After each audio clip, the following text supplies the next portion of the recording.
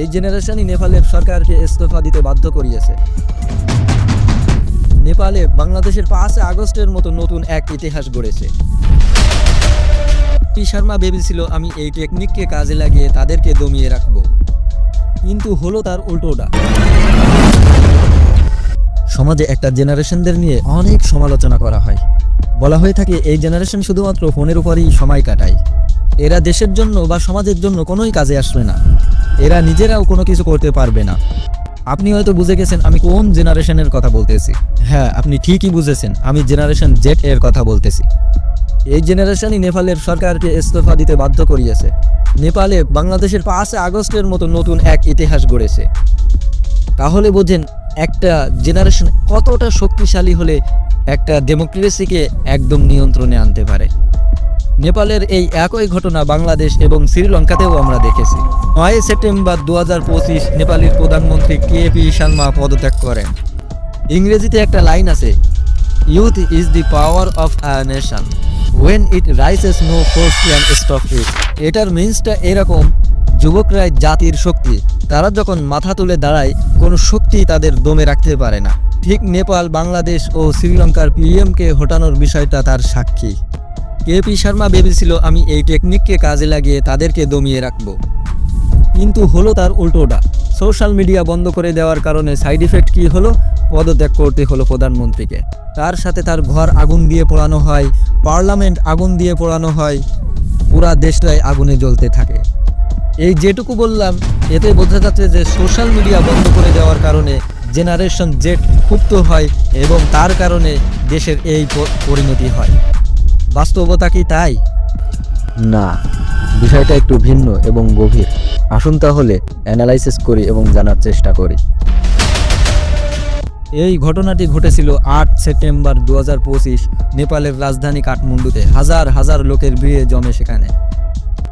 এর মধ্যে বেশিরভাগ 20-25 বছরের, যাদের জেন জেড বলা হয়। এই আন্দোলনটা তারা শান্তিপূর্ণভাবে করতে চেয়েছিল, কিন্তু সরকারি পক্ষ থেকে ঘোষণা করা হলো যে আন্দোলনকারীদেরকে অবশ্যই থামাতেই হবে। এই আন্দোলন থামানোর জন্য পুলিশদেরকে নিযুক্ত করা হয়।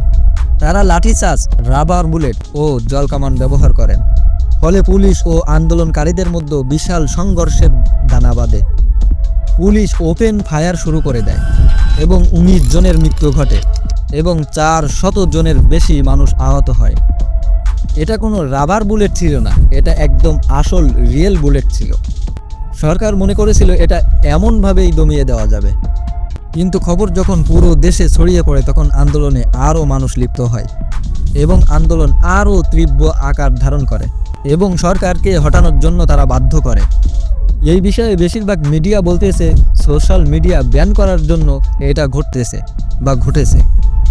এটা সত্য যে সোশ্যাল মিডিয়া ব্যান করার জন্য এটা ঘটেছে, তবে এর পিছনে আরও বড় ভয়ঙ্কর কারণ ছিল যেগুলো আমাদের দেশেও ঘটেছে। নেপালে অনেক বছর ধরেই বেকারত্ব বেড়েই যাচ্ছে, কারাপশন বেড়েই চলেছে আর স্বৈরাচারী মনোভাব বেড়েই চলেছে, ঠিক যেমনটি আমাদের দেশেই হয়েছিল। এত কিছু হওয়া সত্ত্বেও নেপালের সরকার পায়ের উপর পা তুলে বসে আছে। এই সব কিছুর শেষ ধাক্কাটা দিল সোশ্যাল মিডিয়া ব্যান করার বিষয় দিয়ে। আর এই শেষ ধাক্কাটা সামাল না দিতে পেরেই নেপালের সরকার 9 সেপ্টেম্বর পদত্যাগ করেন কেপি শর্মা। আর এর পিছনে জেনারেশন জেড এর অবদান সব থেকে বেশি। সুতরাং বুঝতেই পারতেছেন জেনারেশন জেড এর আওয়াজ খুবই শক্তিশালী। যখন জেনারেশন জেড এর আওয়াজ কোনো সরকার অথবা কোনো এম্পাওয়ারমেন্টগুলো নিচু করতে চেয়েছে, তখন এই আওয়াজ আরও উঁচু হয়েছে। তার দৃষ্টান্ত নেপাল, শ্রীলঙ্কা এবং আমাদের দেশ।